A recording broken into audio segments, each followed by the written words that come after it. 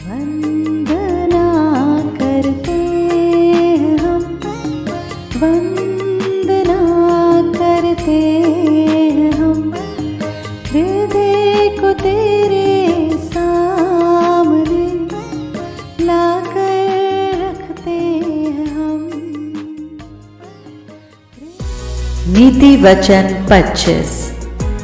सुलेमान के नीति वचन ये भी हैं जिन्हें यहूदा के राजा हिजकिय्याह के जनों ने नकल की थी। परमेश्वर की महिमा गुप्त रखने में है, परंतु राजाओं की महिमा गुप्त बात का पता लगाने से होती है। स्वर्ग की ऊंचाई और पृथ्वी की गहराई और राजाओं का मन, इन तीनों का अंत नहीं मिलता। चांदी में से मैल दूर करने पर वो सुनार के लिए काम की हो जाती है। राजा के सामने से दुष्ट को निकाल देने पर उसकी गद्दी धर्म के कारण स्थिर होगी।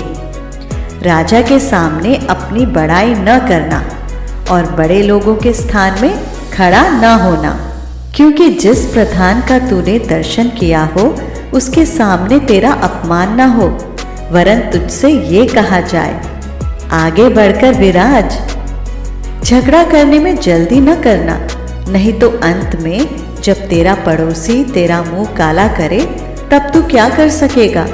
अपने पड़ोसी के साथ वाद विवाद एकांत में करना और पराये का भेद न खोलना। ऐसा ना हो कि सुनने वाला तेरी भी निंदा करे और तेरी निंदा बनी रहे। जैसे चांदी की टोकरियों में सोने के सेब हों, वैसा ही ठीक समय पर कहा हुआ वचन होता है। जैसे सोने का नथ और कुंदन का जेवर अच्छा लगता है, वैसे ही मानने वाले के कान में बुद्धिमान की डांट भी अच्छी लगती है। जैसे कटनी के समय बर्फ की ठंड से, वैसे ही विश्वास योग्य दूध से भी भेजने वालों का जी ठंडा होता है। जैसे बादल और पवन बिना वृष्टि निर्लाभ होते हैं, वैसे ही झूठ मूठ दान देने वाले का बड़ाई मारना होता है। धीरज धरने से न्याय मनाया जाता है और कोमल वचन हड्डी को भी तोड़ डालता है। क्या तूने मधु पाया तो जितना तेरे लिए ठीक हो उतना ही खाना, ऐसा ना हो कि अधिक खाकर उसे उगल दे। अपने पड़ोसी के घर में बारंबार जाने से अपने पांव को रोक, ऐसा ना हो कि वो खिन्न होकर घृणा करने लगे। जो किसी के विरुद्ध झूठी साक्षी देता है वो मानो हथौड़ा और तलवार और पैना तीर है। विपत्ति के समय विश्वासघाती का भरोसा टूटे हुए दांत या उखड़े पांव के समान है।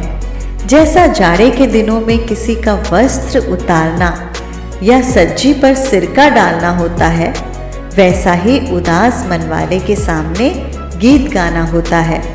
यदि तेरा बैरी भूखा हो तो उसको रोटी खिलाना, और यदि वो प्यासा हो तो उसे पानी पिलाना, क्योंकि इस रीति तू उसके सिर पर अंगारे डालेगा और यहोवा तुझे इसका फल देगा।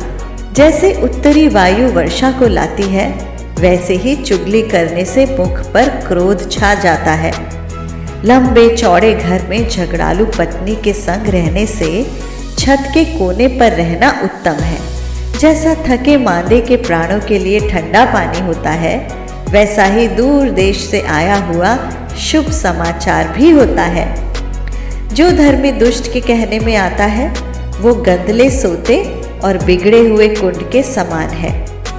बहुत मधु खाना अच्छा नहीं, परंतु कठिन बातों की पूछ पाछ महिमा का कारण होता है।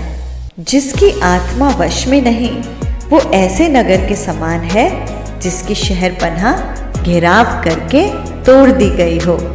परमेश्वर के पढ़े जाने पर आशीष हो। आमीन।